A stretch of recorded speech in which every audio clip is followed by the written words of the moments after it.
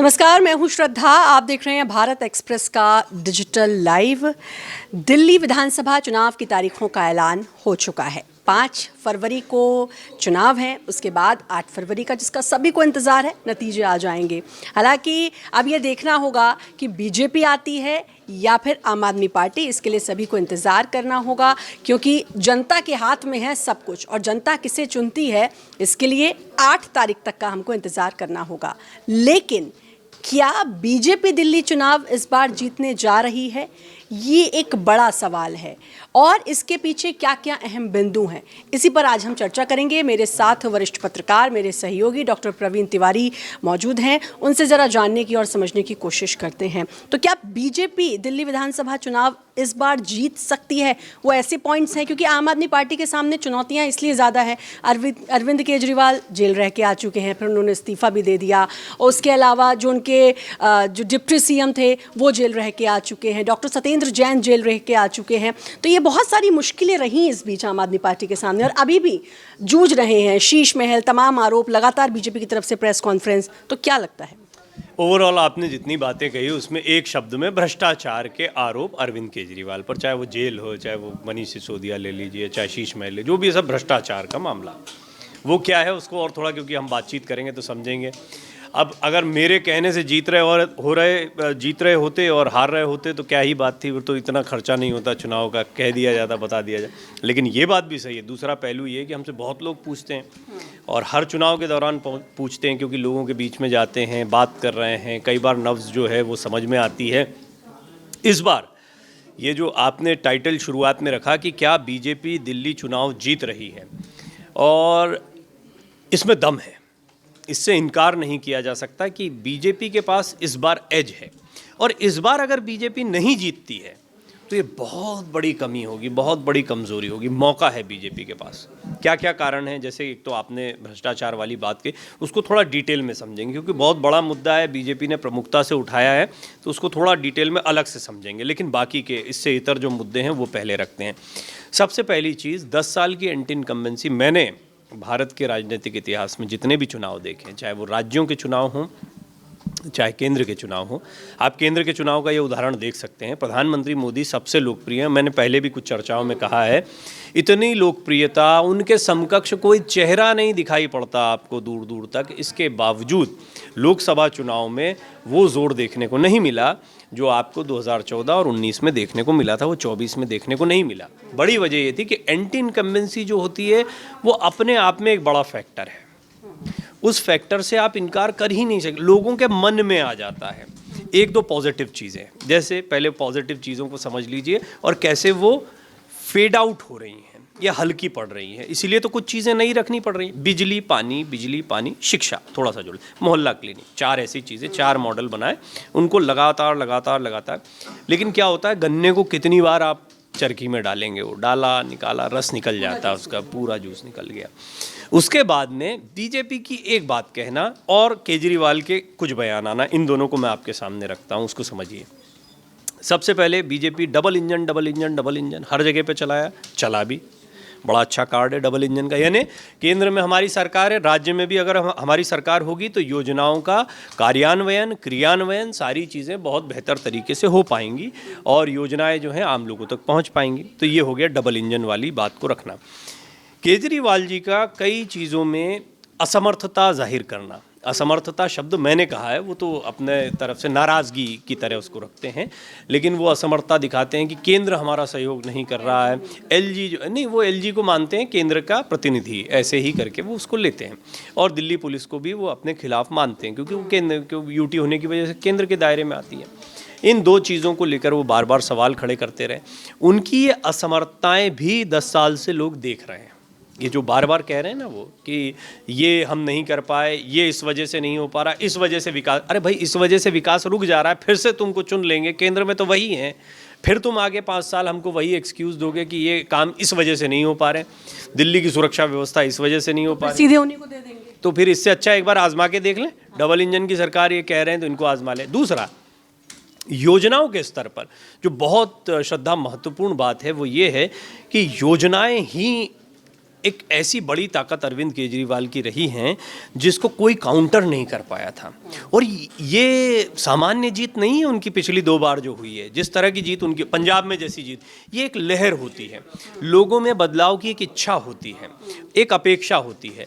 उस अपेक्षा पर वो बहुत हद तक पहली बार में खरे उतरे और उनको आजमाना चाहती थी जनता कि अगर इन्होंने इतना इस बार में किया तो एक बार और मौका देकर देखते हैं। आज 60-67 सीटें दे देना 70 में से, ये ऐसे सामान्य घटना नहीं होती है।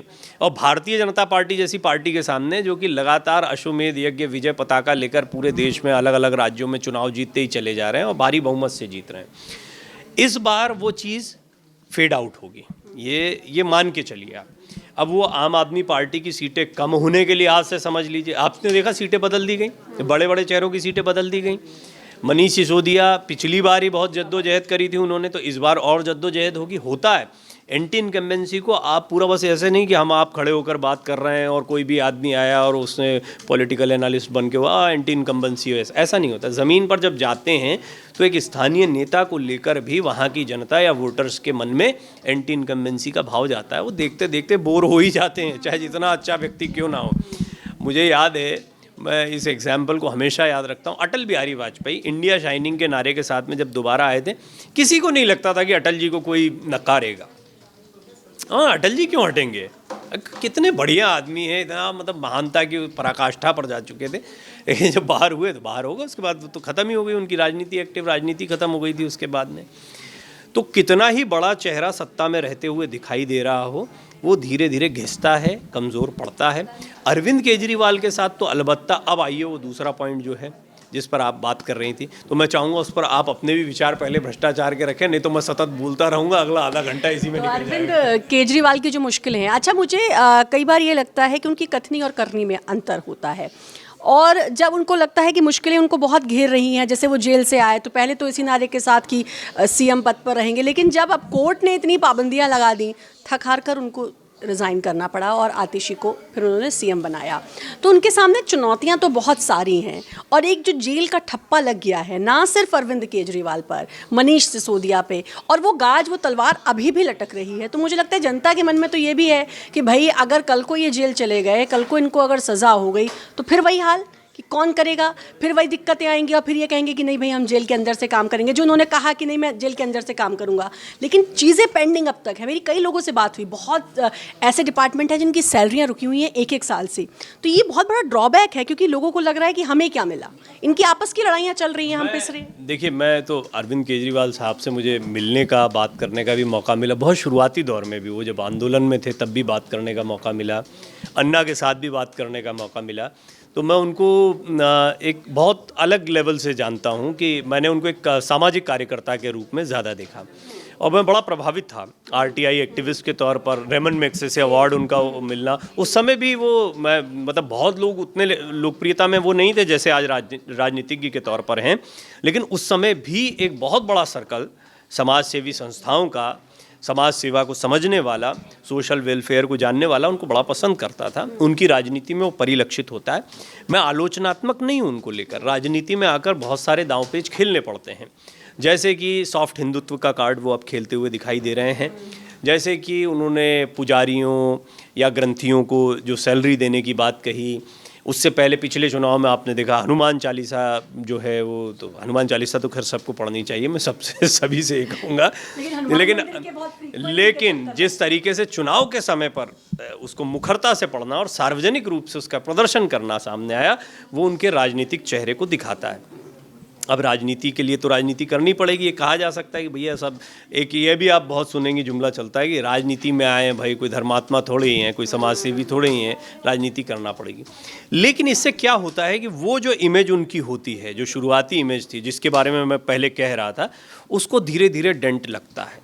फिर उस इमेज में एक कट्टर ईमान, आपने देखा कट्टर ईमानदार बार बार उनको आकर कहना पड़ रहा है। ये कट्टर ईमानदार किसी ने नहीं कहा, ये टैग उन्होंने खुद को दिया है। वो आए और आते ही जेल से जब बाहर आए तो पहली चीज़ कही कट्टर ईमानदार। फिर उनके तमाम जितने सिपह सालार थे, चाहे आतिशी हों चाहे सौरभ भारद्वाज, सब ने कट्टर ईमानदार ये बना लिया। ये कट्टर ईमानदार क्यों कहना पड़ रहा है? इस सवाल में बहुत सारे जवाब छिपे हुए हैं। वो कट्टर ईमानदारी अब उनके साथ में वैसी नहीं है जैसी एक ज़माने में हुआ करती थी, इसलिए उसकी ब्रांडिंग या रीब्रांडिंग करने की बहुत ज़्यादा ज़रूरत है। अब कट्टर ईमानदार एक तो होता है कहने से, एक होता है करने से। आपने कथनी और करनी शब्द का प्रयोग किया, मैं नहीं मानता कि उनकी कथनी और करनी में फ़र्क रहा। उन्होंने जैसे बिजली पानी को लेकर जो कुछ कहा वो किया, उन्होंने शिक्षा को लेकर जो कुछ कहा वो बहुत ज़्यादा कहते हैं राजनेता, करते हैं, लेकिन ऐसा भी नहीं कि बिल्कुल नहीं करते हैं। हाँ, उसको बड़ा चढ़ाकर बताया जाता है, एग्जेजरेट किया जाता है, सबकी तरफ से किया जाता है, इससे भी इनकार नहीं करेंगे। उनकी राजनीति के बहुत सारे लोग मुरीद रहे हैं, और वो ऐसे भी है कि अपनी पार्टी को 10 सालों में, महज 10 सालों में राष्ट्रीय पार्टी का दर्जा उन्होंने दिलवा दिया। ऐसे नहीं होता ये कि मतलब आपने सिर्फ दिल्ली की राजनीति करी और हवाई वादे करके कर दिया। स्ट्रैटेजिकल आप अपने कार्यकर्ताओं को जोड़ रहे हैं। वामपंथ जैसे धीरे धीरे लोग कहते हैं ना, वामपंथ कहाँ गया, एक लेफ्ट हुआ करता था, मुझे आपको भी आइडिया होगा और कई पत्रकार बंधुओं का, हमने तो देखी है लेफ्ट की राजनीति। ज्योति बसु एक समय बहुत बड़ा चेहरा हुआ करते थे, बुद्धदेव भट्टाचार्य, फिर धीरे फेज आउट होता चला गया, हरकिशन सिंह सुरजन पंजाब में बड़ी जड़ें हुआ करती थी, पश्चिम बंगाल में हुआ करती थी, बिहार में हुआ करती थी, बहुत सारी जगहों पर, केरल में आज भी हैं। लेकिन धीरे धीरे ये जो वामपंथी विचारधारा से जुड़े हुए लोग थे, ये काडर बनते चले गए आम आदमी पार्टी का। उन्होंने और एक्सपैंड किया, वहाँ तक सीमित नहीं रखा। कई अन्य राजनीतिक, आप देखेंगे भारतीय जनता पार्टी, कांग्रेस के लोग भी फिर उनको देख के कि ये राजनीति करने का इनका वही तरीका है जो बड़ी पार्टियों का होता है, और ये सक्सेस हासिल कर रहे हैं। एक तरह की ब्रांडिंग है, वो ब्रांडिंग करने में वो कामयाब रहे।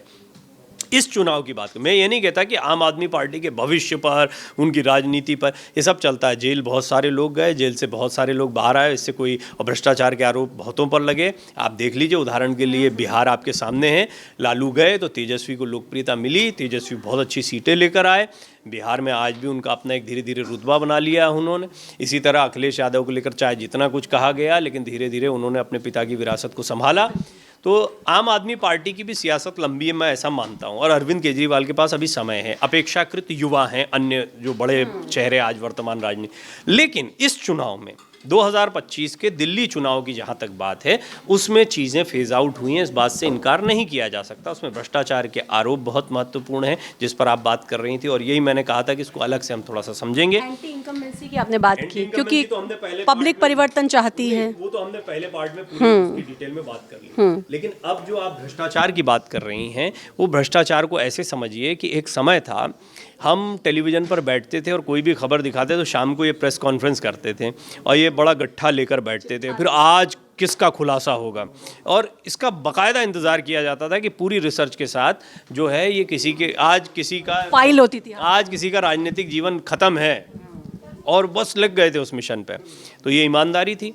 फिर उन्होंने भ्रष्टाचार के खिलाफ आंदोलन चलाया, और देखिए भ्रष्टाचार के खिलाफ 2 आंदोलन चले थे, एक बाबा रामदेव का भी आंदोलन चला। लेकिन अन्ना के आंदोलन को जो रिस्पांस मिला, अरविंद केजरीवाल जिस तरह उभर कर सामने आए, उससे एक ये लगा कि देखिए अरविंद केजरीवाल ने भ्रष्टाचार के खिलाफ वो आवाज़ उठाई जिसकी उम्मीद की जा रही थी, एक क्रांति की उम्मीद की जा रही थी। तो वो इमेज वो लेकर चले। उसका पहला फ़ायदा तो पहले चुनाव में हुआ, वो दिखा। उसके बाद में अब ये जो तीसरा चुनाव जब उनका होगा, या तीसरा टेन्योर के लिए वो जब कंटेस्ट करेंगे, यहाँ पर ये अरविंद केजरीवाल वो अरविंद केजरीवाल नहीं है जो आपको पहले चुनाव में, जी बिल्कुल, जो उस समय पर देखने को मिले थे, वो अरविंद केजरीवाल अब नहीं है। उसकी वजहों में सबसे बड़ी बात है कि कट्टर ईमानदार आज मुंह से कहना पड़ रहा है, लोग नहीं मानते हैं, और लोगों को ये पता है कि कोई भी जेल गया, आप ईडी पर चाहे जितने प्रश्न चिन्ह लगा लें, सरकारी एजेंसी के बारे में, जो सरकारी एजेंसी हो, कोई भी हो, कोई ऐसी कार्रवाई नहीं की जाती है जब तक कि आपके पास तथ्य नहीं हो, सबूत ना हो, कोर्ट के सामने पेश किया जाता। दाल में कुछ काला है, इनकी तरफ से है, किसी की तरफ से कुछ ना कुछ ऐसा हुआ जिसकी वजह से सब लपेटे में आए। सिंपैथी वाला आप वो देखते हैं कि हमेशा आम आदमी पार्टी एक सिंपैथी लेना चाहती है। अभी रमेश बिधूड़ी ने एक बयान दिया, आतिशी रोने लग गई। एक सीएम है, मतलब मुझे ऐसा लगता है कि एक सीएम पद पे होने के बाद आप इस तरीके से लोगों के सामने क्या संदेश, या तो आप सिंपैथी बटोरना चाहते हैं। अरविंद केजरीवाल ने आपको आपने कई बार देखा होगा कि वो सिंपैथी वाले मोड में रहते हैं। तो क्या जनता, क्योंकि मैं जब कमेंट सेक्शन पढ़ती हूँ ना, कोई ऐसी खबर हो आम आदमी पार्टी से जुड़ी हुई, उसमें जनता के कमेंट पढ़िए, उसको देख के समझ में आता है कि जनता बार बार ये कहना चाह रही है कि नहीं, ढोंग है, ड्रामा है, हमको सब समझ में आ रहा है। तो ये भी एक फैक्टर रहा है क्या? इनके लगभग सभी जितने भी आप लोगों को देखते हैं, इंक्लूडिंग सौरभ भारद्वाज, आतिशी, मुझे तो संजय सिंह को भी ले लीजिए, बाकी संजय सिंह थोड़ा सीनियर हैं इस मामले में इन लोगों के मुकाबले, लेकिन इन सभी को मैंने प्रवक्ता के तौर पर नर्चर होते हुए देखा है। ये सब बहुत शुरुआती दौर में मेरे साथ बैठे चर्चाओं में और मुझे इनसे बात करने का सौभाग्य मिला, ऐसा कह सकते हैं। अब आप तो ये बड़े मंजे हुए राजनेता हो गए हैं, लेकिन इनको मैंने देखा, जैसे आतिशी खुद कहती हैं कि मेरे गुरु हैं, शागिर्द के तौर पर वो रखती हैं। और आप ये देखिए, संजय सिंह आपने बोला इतना बड़ा चेहरा है, क्यों नहीं बना दिए गए मुख्यमंत्री, लेकिन कोई विधायक ही बनेगा, पहले ये शर्त रख दी गई थी, तो वो ठीक है, लेकिन ऐसे कई एक्सेप्शन होते हैं। उसके बाद में ऐसा नहीं कि सौरभ भारद्वाज भी थे लाइन में, और भी कई लोग थे जो ऐसी उम्मीद लगाए बैठे थे कि उनको, आतिशी को मौका दिया गया। आतिशी सचमुच में बड़ी ज़बरदस्त फॉलोअर हैं अरविंद केजरीवाल की, और वो उनके बयानों में, उनके बोलने के अंदाज में, और जिस इमोशनल कार्ड की आपने बात कही उसमें साफ साफ देखने को मिलता है।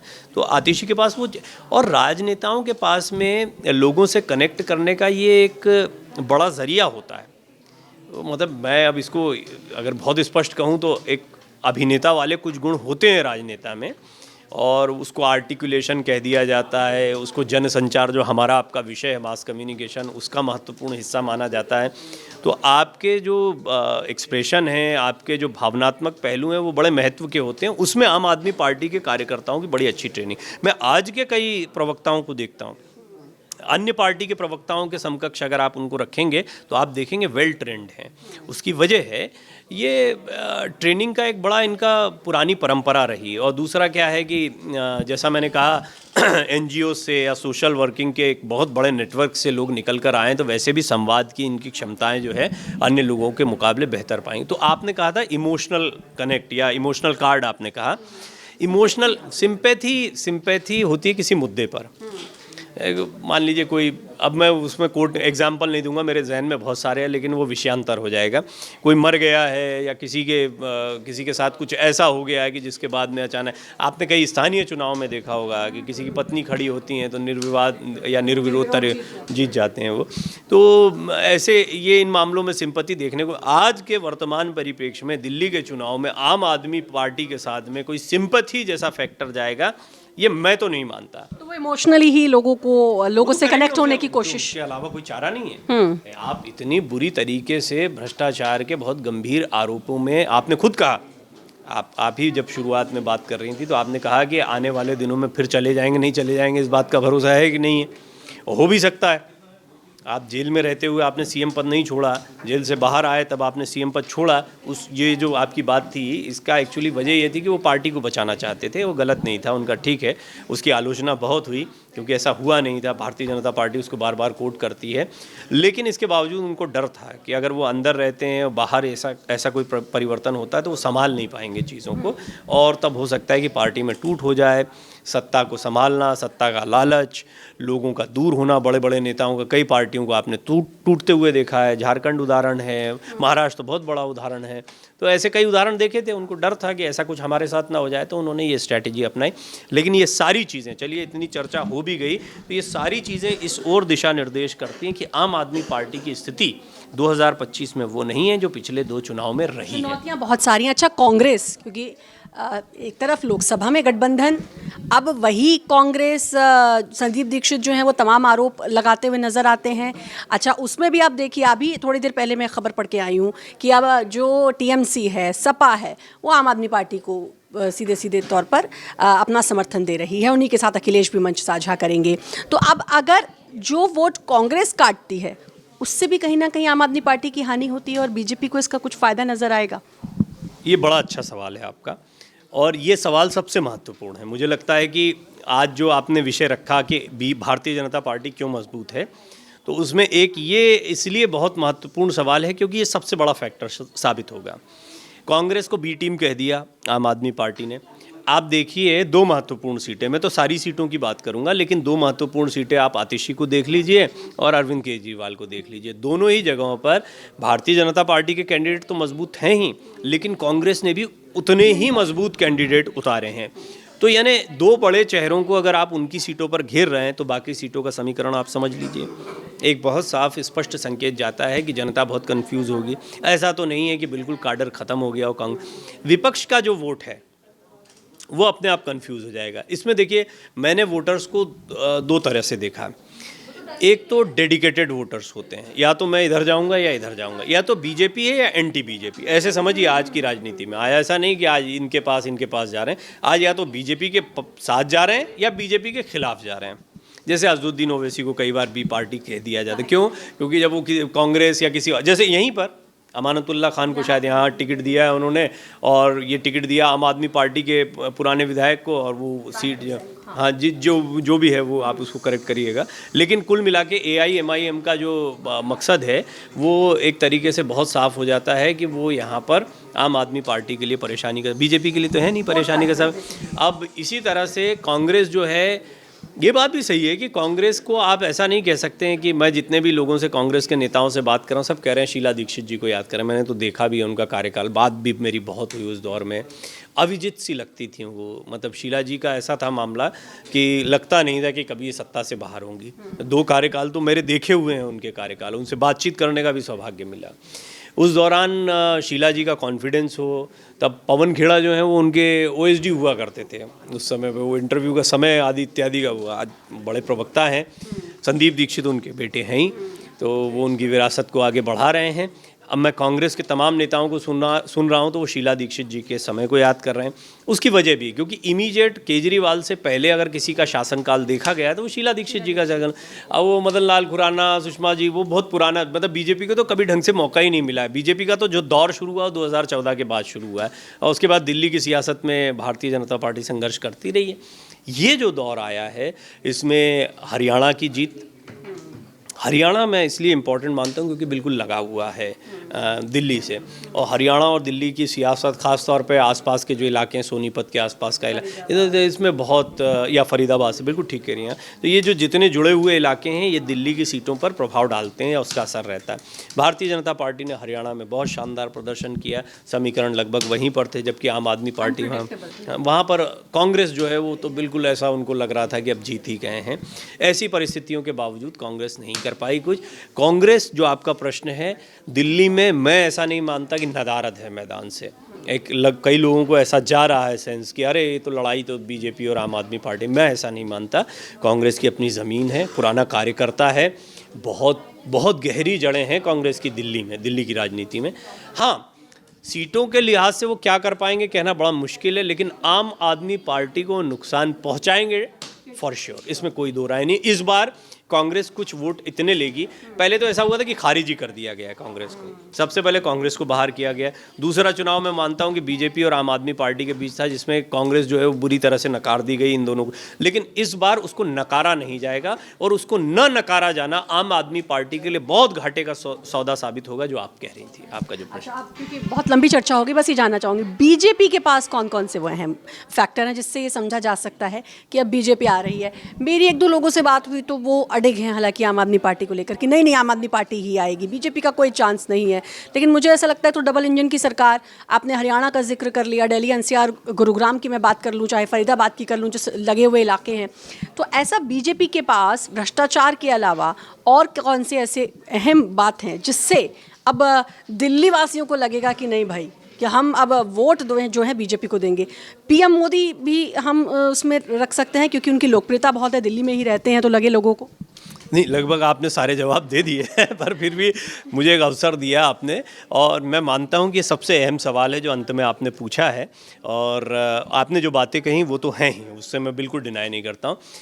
निश्चित तौर पर प्रधानमंत्री मोदी की जो इमेज है वो क्या दिल्ली वाले या क्या देश के किसी भी हिस्से में, इनफैक्ट आपने देखा दक्षिण भारत को लेकर लोकसभा चुनाव के दौरान बहुत मेहनत की भारतीय जनता, वो प्रतिसाद नहीं मिला, ये भी बात सही है, अपेक्षित परिणाम नहीं मिले, लेकिन दक्षिण से इस बार ये देखिए बीजेपी की रणनीति को आप समझिए, उनको पता था कि इस बार बिहार, उत्तर प्रदेश, पश्चिम बंगाल, महाराष्ट्र ये चुनौतीपूर्ण है। महाराष्ट्र और उत्तर प्रदेश और पश्चिम बंगाल तो बहुत ज़्यादा चुनौतीपूर्ण साबित हुए, बाकी जगह प्रदर्शन बहुत अच्छा रहा, लेकिन दक्षिण में वहाँ कंपनसेट कर लेंगे इसका प्रयास सेंगोल से, और वो सारी चीज़ें जो चल रही थी दक्षिण से तब से शुरू हो गया था।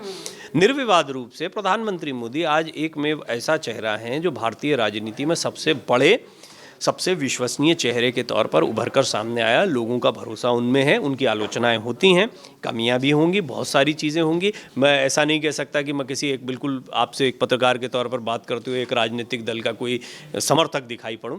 मैं अरविंद केजरीवाल की राजनीति का मुरीद रहा हूं, उनके काम और प्रधानमंत्री मोदी के मुरीद तो आज दुनिया के तमाम नेता हैं। उनकी जो विदेश नीति है या वो जो योजनाएं बना रहे हैं, वो सारी चीज़ें हैं, वो एक बड़ा फैक्टर है, इससे इनकार नहीं किया जा सकता। भारतीय जनता पार्टी के पास क्या क्या फैक्टर हैं, आपका जो प्रश्न है, पहला फैक्टर ये है, एंटी इनकम्बेंसी में हमेशा चॉइस देखी जाती है कि हमारे पास विकल्प क्या। अब इसमें इसको काउंटर किया अरविंद केजरीवाल। आप देखिए, जब भी पॉलिटिकल पार्टीज़ को आप गहराई से एनालाइज करेंगे तो आप पाएंगे कि आपको जवाब मिल जाएंगे खुद। जैसे उन्होंने एक मुद्दा उठाया कि आपके पास चेहरा कौन है, आपदा इनके पास है, इनके पास चेहरे की आपदा है, चेहरे की आपदा है। चेहरा तो वो हरियाणा में उठा के नायब सिंह सैनी को बनाते हैं, या खट्टर को भी। खट्टर जब आए थे, खट्टर को भी कोई नहीं जानता था। डॉक्टर मोहन यादव को इधर बनाते, कोई नहीं जानता था उनको, वो खुद नहीं जानते थे कि मुझे मुख्यमंत्री बना रहे हैं। या भजन लाल जी को इधर बना दिया है। योगी जी तो खैर बहुत लोकप्रिय चेहरा थे, लेकिन कौन बनेगा सीएम उनको लेके तो बहुत दबाव था। वो एकदम एक अलग केस स्टडी है, इसमें नहीं कंपेयर कर सकते। लेकिन फिर भी बाकी ऐसी कई जगहों पर हमने देखा कि सीएम फेस बीजेपी के लिए कोई बहुत बड़ी चिंता का विषय नहीं रहा है, पहली चीज़ तो ये मैं नहीं मानता। हाँ, सबको पता है कि ये प्रधानमंत्री मोदी बैठे हैं, गृह मंत्री अमित शाह बैठे हैं, ये और जेपी नड्डा बैठे हैं, 3 लोग निर्णय लेते हैं और इन 3 लोगों पर हमको भरोसा है या नहीं है ये तय करना है। तो इन 3 लोगों पर भरोसे को लेकर कोई चिंता का विषय मुझे नहीं लगता कि अभी दिल्ली की जनता या कोई भी जो विकल्प तलाश रहा होगा, इसको मैं कोट अनकोट कर दूं, कोई विकल्प तलाश रहा हो तो उसको इन 3 चेहरों पर भरोसा करने में कोई दिक्कत नहीं होगी। क्योंकि दिल्ली का कि सचदेवा हैं, कि मनोज तिवारी हैं, कि कोई और किसी चेहरे, परवेश वर्मा हैं या बिदुड़ी हैं, बिदुड़ी मतलब बहुत पुराने नेता हैं, ऐसा कोई चेहरा हो तो इनको लेकर कोई कन्फ्यूजन नहीं जनता को होगा। बहुत सारे चेहरे हैं ऐसे तो देखने को। और दूसरी बात ये है कि अभी देख लिया इनको कि 10 साल देखा, आपको मौका दिया, अवसर दिया, फिर दे देंगे, कोई ना, राजनीति कौन से बाहर हो रहे हैं। लेकिन एक बार देखें कि इनको जिनको बिल्कुल मौका नहीं दिया है, कि पहले 10 साल शीला जी के, फिर 10 साल इनके, 20 साल से ज़्यादा का वनवास हो गया इनका। मतलब भारतीय जनता पार्टी है ही नहीं दूर दूर तक, 25 साल हो गया। और भारतीय जनता पार्टी जो है, हाँ 3 कार्यकाल हो गए थे, माफ़ कीजिएगा। और ये भारतीय जनता पार्टी जो पूरे देश में हर जगह पर राज्यों में अपनी सरकार चला रही है, इसको देखें दिल्ली में क्या कमाल करते हैं। और आम आदमी की सोच होती है, आपकी और हमारी होगी कि इस जगह तो बहुत बार खाना खा लिया, दूसरी जगह ट्राई करते हैं। मैं आपको एक बहुत स्पष्ट बात बता दूं कि ये मेरी अपनी निजी राय है, मुझे ऐसा लगता है। जितना मैं अभी, कई आपके लोग कमेंट में बहुत सारी बातें कह सकते हैं कि भाई ये भी तो बीजेपी कार्यकर्ता है और बीजेपी के। अरविंद केजरीवाल ने बहुत अच्छी राजनीति की है। इस बार उनके लिए मामला चुनौतीपूर्ण है, टेढ़ी खीर है, आसान नहीं होगा चुनाव। जीत भी जाते हैं तो कोई लहर हो सकती है, मैं इससे भी इनकार नहीं। मैं इसलिए जोड़ देता हूं क्योंकि फिर मेरी भी बत पिटेगी ना, तो मुझे दोनों बातें बोलनी पड़ेंगी। तो हो सकता है कि जीत जाए, लेकिन मेरा ऐसा मानना है कि ज़्यादा चांसेस इस बार भारतीय जनता पार्टी के मजबूत दिखाई पड़ रहे हैं। उसकी बहुत सारी वजह जो आपसे, और फिर 2014 के बाद, क्योंकि समय कम है, 2014 के बाद जो राज्य के जो विधानसभा इलेक्शंस होते हैं उसमें चेहरा पीएम मोदी, अमित शाह, जो जिसका आप जिक्र कर रहे थे, जेपी नड्डा, वही रहते हैं और उन्हीं को देखकर वो चुनाव होते हैं, इसमें कोई दो राय नहीं है। तो मतलब बीजेपी काफ़ी मजबूत दिखाई दे रही है। खैर, अब जैसा कि मैंने पहले भी कहा कि 8 फरवरी को ही पता चलेगा जनता किस पर सबसे ज़्यादा भरोसा करती है, क्योंकि जनता भी बहुत स्मार्ट हो चुकी है। तो अब देखना होगा 8 फरवरी को इस राज से भी पर्दा उठ जाएगा, थोड़ा समय रह गया है। लेकिन फिलहाल बीजेपी मजबूत ज़रूर दिखाई दे रही है और आम आदमी पार्टी की जो चुनौतियाँ हैं वो बहुत सारी हैं, इससे कोई इनकार नहीं कर सकता। फिलहाल इस लाइव में इतना ही। नमस्कार।